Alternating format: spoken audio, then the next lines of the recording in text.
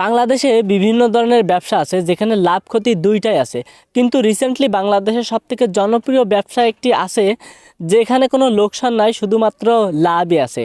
শুধু কষ্ট করে আপনার বউ কখন ঘুমায়, কখন খায়, কখন তার পিরিয়ড হয়, কখন সে সেক্স করে, কিভাবে করে, কেমনে করে, তার সাইজ কত, সে কেমনে ঘুমায়, কোন স্টাইলে ঘুমায়, আপনাকে কোন স্টাইলে করতে দেয়, এগুলো আপনাকে কষ্ট করে একটু দেখাতে হয়। হ্যাঁ গাইস, তোমরা ঠিকই ধরেছো। আমি বর্তমানে সবথেকে জনপ্রিয় ব্যবসা বউ ব্যবসার কথা বলতেছি তোমাদের কাছে, এবং সোশ্যাল মিডিয়ার ভাষায় যেটাকে কাপল ব্লগ বলে, কিন্তু রোস্টারদের ভাষায় হোয়াটসঅ্যাপ পাবলিক দিস ইজ লাভিভ। ইদানিং কাপল ব্লগার নামক বউ ব্যবসায়ী ক্ষণিকের পোলাদের উৎপাত এতই বেড়েছে যে যারা আগে ভিপেন লাগিয়ে ক্রোম ব্রাউজার দিয়ে অন্যান্য দেশে চলে যাইতো, তাদেরকে আর অন্যান্য দেশে চলে যাইতে হচ্ছে না। তারা এখন শুধুমাত্র ফেসবুকে ঢুকলে ওই ক্রোম ব্রাউজারের ফিল পেয়ে যাচ্ছে আর গিটারে সুর তুলতেছে। তো বুঝতেই তো পারছো আজকে কোন ক্ষণিকের পোলাদেরকে লাড়াচাড়া দিতে এসেছি। তো চলো বেশি কথা না বলে বালের কথা খালে ফেলে কাপল ব্লগার ক্ষণিকের পোলাদের পদে আঙুল দিয়ে আজকের ভিডিওটা শুরু করা যাক। অবশেষে তানিশাকে বিয়ে করলেন নাজিম ভাই। সোশ্যাল মিডিয়ায় মোট 3 পেশার মানুষ রয়েছে: 1 ইউটিউবার, 2 টিকটকার, আর 3 কাপল ব্লগার। এর ভিতরে আমরা সবার থেকে ক্রিঞ্জ এবং ছাপড়ি মনে করতাম টিকটকারদের, কিন্তু এতদিন আমরা ভুল জেনে আসছি এবং ভুল মতবাদ নিজের মনের ভিতরে পোষণ করে গেছি। এখন তোমরা বর্তমান সোশ্যাল মিডিয়া অর্থাৎ ফেসবুক, ইউটিউবের যে পরিস্থিতি দেখছো, এখান থেকে তোমরা নিশ্চিতভাবে এবং ক্লিয়ারভাবে বুঝতেই পারতেছো যে সোশ্যাল মিডিয়ার সবথেকে বড় আবর্জনা হচ্ছে কাপল ব্লগার নামক ক্ষণিকের পোলারা। সেটা হচ্ছে তুমি বলো। এদের মূল কাজ হচ্ছে পাবলিকের সামনে নিজের বউকে পরিদর্শন করিয়ে ভিউজ ইনকাম করা। দেখো, এদের এই যে বেকানো বাড়ামার্কা বিচির মতন থবড়া দেখলে কেউ এদের ভিডিও দেখবে না, এদের পেজে ভিউ হবে না, ইনকাম হবে না। আর যেই না এরা এদের বউকে নিয়ে ভিডিওতে এসে ডলাডলি করতেছে, বউয়ের সাইজ মাপতেছে, বউ কোন সময় ঘুমাচ্ছে, কিভাবে সে উন্না ঠিক করতেছে, কোনভাবে সে পিরিয়ডের সময়টা কাটাচ্ছে, কিভাবে তার বউ তাকে খাইয়ে দিচ্ছে, কিভাবে তার বউ হাগু করছে, এই সবগুলো দেখালে মানে আমাদের যে বাঙালি পাবলিক এগুলো কিন্তু অনেক ভালোভাবে খায়। কারণ তারা রাতের বেলায় ভিপেন লাগিয়ে ক্রোম ব্রাউজারে যায়, আর সেই ফিলটা তারা যদি ফেসবুকে পায় তাইলে কি তারা ভুল করে আর ক্রোম ব্রাউজারে যাইতে চাইবে? তারা তো কাপল ব্লগার নামক বউ ব্যবসায়ীদের ভিডিওই সারাদিন খুঁজবে। সুখবর তো আপনারা কম বেশি ব্যয় কে জানেন, দুনিয়ার কদিন হরে মা হয়ে যাবো। আর এই ক্ষণিকের পোলা তো নিজের বউয়ের প্রেগনেন্সির বিষয়টা সবার আগে ফেসবুকে এসে জানাচ্ছে।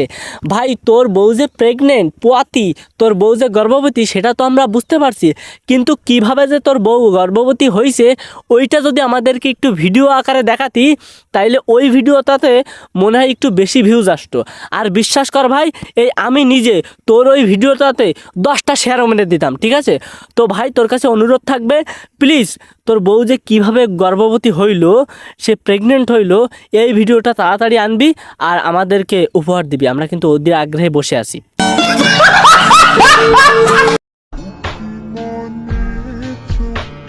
আবার কিছু কিছু ক্ষণিকের পোলা কাপল ব্লগার নিজের বউকে দেয়, আবার বউয়ের বান্ধবীকেও খায়।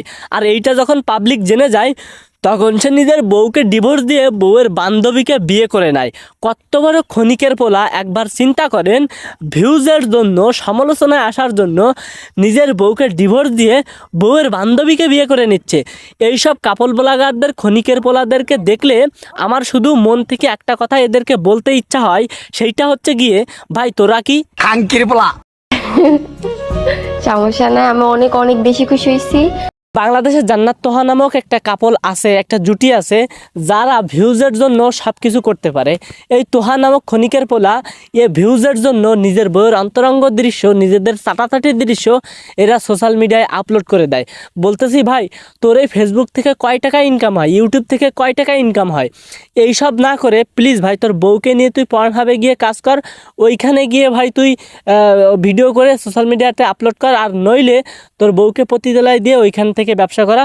বিশ্বাস কর ভাই, বহুত টাকা ইনকাম হবে, মোটা টাকা ইনকাম হবে। বর্তমান বাংলাদেশে আমাদের মতন ইয়াং যারা আছে তাদের অধিকাংশের ঝোঁক যে সোশ্যাল মিডিয়ায় তারা একটা কেরিয়ার গড়বে, কেউ ফ্রিল্যান্সার হবে, কেউ ইউটিউবার হবে।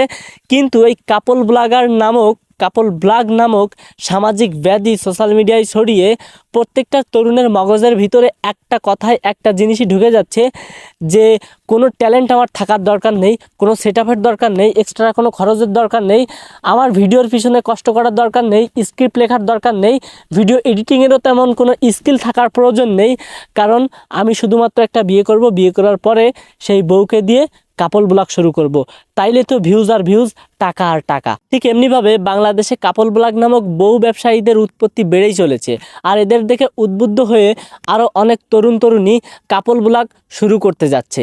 আমি ছোট মানুষ, জ্ঞানে অনেক কাঁচা, কিন্তু নামের আগে রোস্টার লাগিয়ে হয়ে গেছি একটু পাকা। তো আপনাদেরকে ছোট্ট একটা জ্ঞান দিতে চাই, কাপল ব্লগারদেরকে বিশেষ করে এই কথাটা বলতে চাই, যে পুরুষ নিজের বউকে দেখিয়ে ভিউজ ইনকাম করে, সেই ভিউজ থেকে টাকা ইনকাম করে, তার মতন ব্যক্তিত্বহীন পুরুষ পৃথিবীতে আর দুইটা নাই। যে পুরুষ নিজের বউকে অন্যের কাছে পরিদর্শন করিয়ে নিজের বউয়ের অঙ্গ প্রত্যঙ্গ, তার চলাফেরা, হাঁটাচলা ইত্যাদি ইত্যাদি অন্যদেরকে দেখিয়ে ইনকাম করে, তাকে পতিতালয়ের দালাল বলে।